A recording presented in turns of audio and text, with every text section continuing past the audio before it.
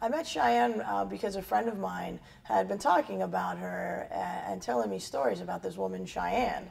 And she had set an appointment with her to go and have some energy work done. And I'm a big skeptic.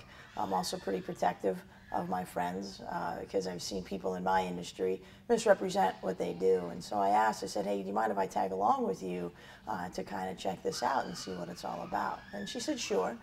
So I went along to the appointment, and I just kind of stayed in the background and listened to everything that was being talked about and said. And I knew pretty quickly that Cheyenne really was the real deal.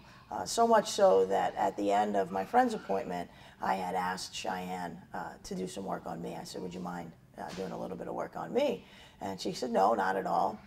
Had me get up on her table, and I have to admit that I was holding back. This was the final piece of my test for Cheyenne to determine whether or not this was really legitimate. You know, I know that sounds horrible, but that's where my head was at the time.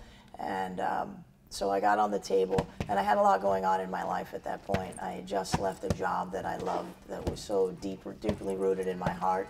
I was going through a lot of transition, didn't really know where life was going to take me next. And I also had some physical injuries, and I got on the table, and not only did Cheyenne nail the different physical injuries, I had an injury to my knee and my shoulder at the time, but the thing that really hit home was when she looked at me and said, your heart is broken. I feel that you have a broken heart.